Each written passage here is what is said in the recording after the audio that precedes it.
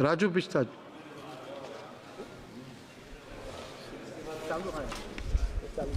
धन्यवाद अध्यक्ष जी, आपने बजट 2024-25 के अवसर पे मुझे बोलने का समय दिया। मैं दार्जिलिंग की जनता का भी आभारी हूं, जिन्होंने मुझे दूसरी बार उनकी आवाज़ इस सदन में बनने का मौका दिया।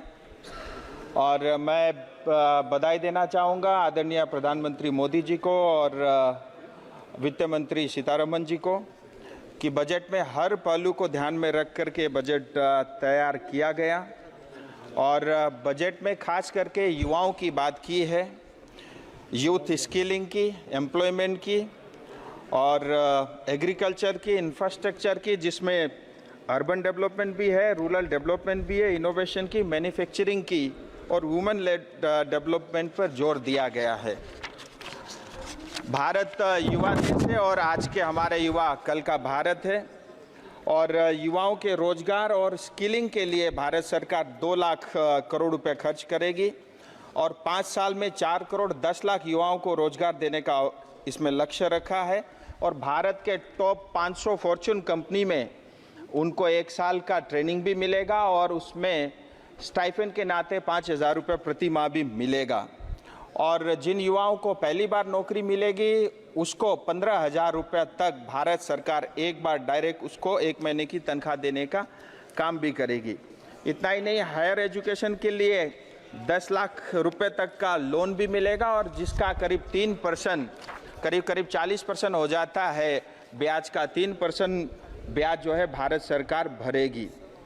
इंफ्रास्ट्रक्चर पे जोर दिया गया है, जिसके लिए 11 लाख करोड़ से ज़्यादा रुपए का आवंटन किया गया है और रूरल इंफ्रास्ट्रक्चर फंड के लिए 2.66 लाख करोड़ रुपए का इसमें प्रावधान किया गया है। प्रधानमंत्री आवास योजना के अंतर्गत 3 करोड़ नए घर बनेंगे और प्रधानमंत्री आवास योजना अर्बन के अंतर्गत 1 करोड़ घर बनेंगे और जिसके लिए जो है 10 लाख करोड़ का खर्च भारत सरकार करेगी। पीएम जनमन योजना के तहत 24,104 करोड़ रुपए का जनजाति विकास के लिए खर्च रखा गया है।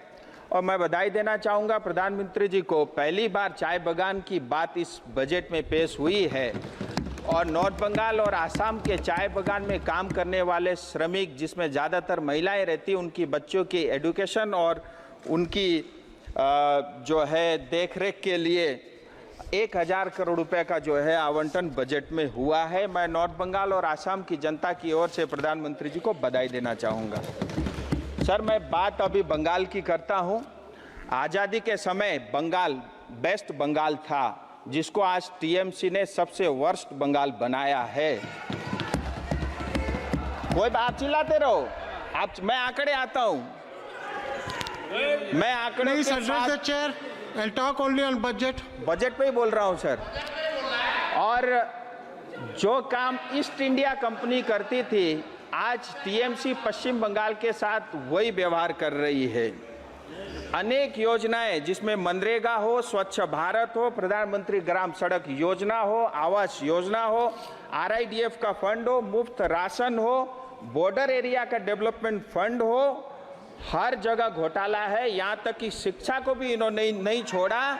और ओलंपिक चल रहा है, मैं ये कहना चाहूँगा, अगर आज जो है करप्शन के ऊपर में ओलंपिक में कंपटीशन होता तो टीएमसी को गोल्ड मेडल मिलता। और ईज ऑफ डूइंग की हम बात करते हैं, लेकिन ईज ऑफ डूइंग करप्शन में टीएमसी नंबर 1 है।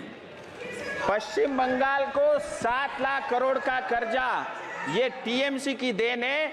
35 साल सीपीएम पश्चिम बंगाल में शासन में थी, 1,90,000 करोड़ का कर्जा था, आज वो बढ़ के 7 लाख करोड़ हो गया है। मैंने टीएमसी से 1 रुपए नहीं लिया, मेरे ऊपर 70,000 रुपए का जो है कर्जा इन्होंने डाला है। और पश्चिम बंगाल की आप देखिए monthly per capita consumption north east के 8 स्टेट से भी कम है, इनको शर्म आनी चाहिए। आजादी के समय पश्चिम बंगाल का मैन्युफैक्चरिंग 30% कंट्रीब्यूट करता था, जो आज 3% से कम रह गया है, ये भी इन्हीं की देन है। और ये कहते हैं कि केंद्र जो इनको पैसा नहीं देता, सर मैं डाटा के साथ कहना चाहता हूं, प्रधानमंत्री आवास योजना, प्रधानमंत्री ग्राम सड़क योजना और मनरेगा, अब मनरेगा के आंकड़ा आपके सामने रखना चाहूंगा सर, बड़ा मैजिक नंबर है। आधार लिंक होने से पहले मनरेगा के 3 करोड़ 88 लाख 3.88 करोड़ आधार लिंक होने से पहले मनरेगा के कार्ड थे, और जैसे आधार लिंक हो गया ये रह गए 2.5 करोड़, यानी 1 करोड़ 35 लाख फर्जी कार्ड बांग्लादेशी नागरिकों के बने थे। और इतना ही नहीं, 24 परगना जिले में 38 लाख मनरेगा के कार्ड थे, आधार लिंक होते ही 15 लाख विलुप्त हो गए। इसी तरह मुशीराबाद में 33 लाख मनरेगा के कार्ड थे, जिसमें 13 लाख आधार लिंक करते ही गायब हो गया। हकीकत यह है, चाहे चिट फंड घोटाला हो, टीचर घोटाला हो, पीडीएस घोटाला हो, कोयला घोटाला हो, मनरेगा, आवास योजना, हर घर जल, अमृत, गाय की तस्करी, सब में टीएमसी इन्वॉल्व है। यहाँ तक कि मुख्यमंत्री का पेंटिंग का भी घोटाला हो गया टीएमसी के शासन में। और मैं इनके एक नेता को सुन रहा था, उन्होंने नॉर्थ बंगाल की बात की, मैं वो भी आपके समक्ष रखना चाहूंगा। सर, नॉर्थ बंगाल में 8 डिस्ट्रिक्ट है जिसकी आबादी करीब 3 करोड़ है। हम रिसोर्स के अंदर में भी रिच है, और सबसे बड़ा रेवेन्यू जो है पश्चिम बंगाल को नॉर्थ बंगाल देती है। हमारे पास चाय है, ट्रेड है, हाइड्रो है, टूरिज्म है, और जंगल यानी फॉरेस्ट भी है।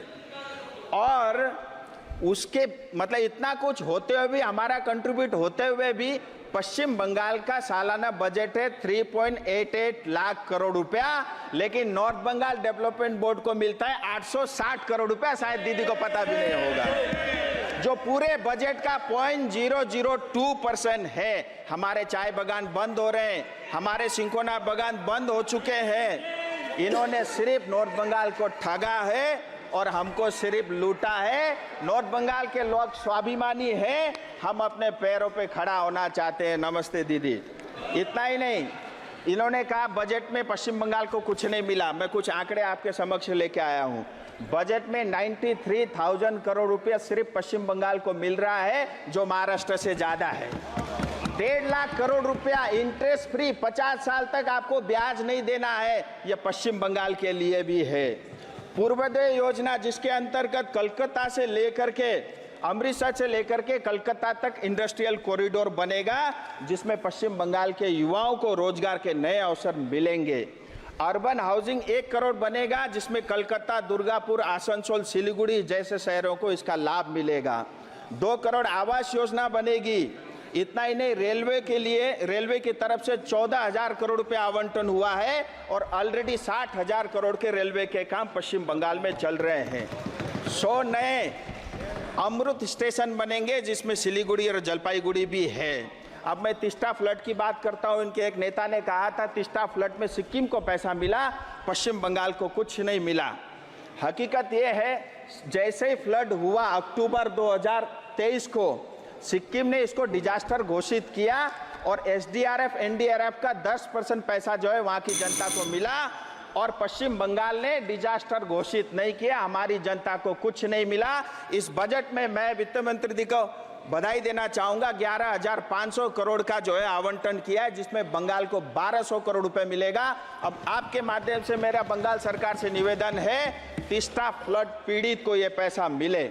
सर, मैं अपनी कुछ क्षेत्र के 2-3 बातें आपके समक्ष रखूंगा। दार्जिलिंग हिल तराई डूवर्स लंबे समय से एक स्थायी राजनीतिक समाधान की मांग करती आई है। इसी कारण अतीत में कई आंदोलन हुए। 86-88 में जो आंदोलन हुआ, उसके माध्यम से दार्जिलिंग गोरखा हिल काउंसिल बना। 2007 से 11 में गोरखालैंड टेरिटोरियल एडमिनिस्ट्रेशन बना।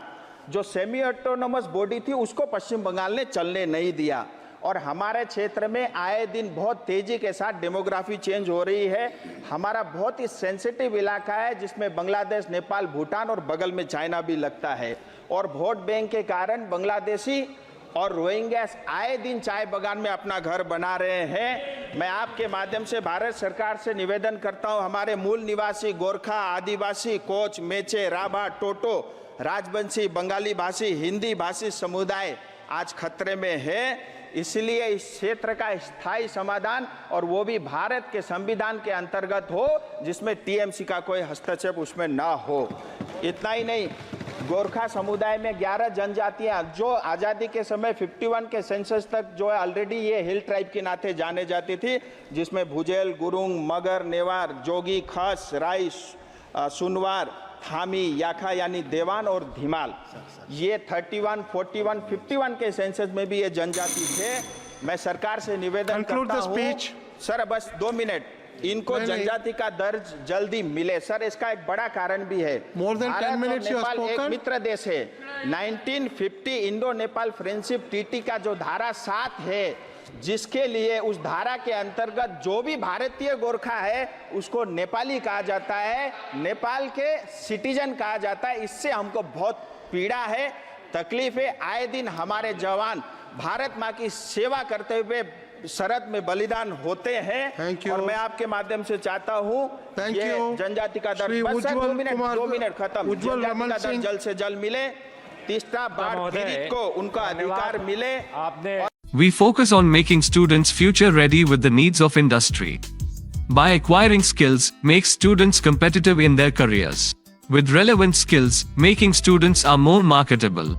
With collaboration, keep updated with industry trends. During course, students are earning from their activities in the industry. Supplements to on-job learning on a regular schedule during course. Don't wait, secure your future now. Admission open. Medhavi Skills University, Singham, Burmioc. Contact us at 9874875876 or visit our website www.msu.edu.in.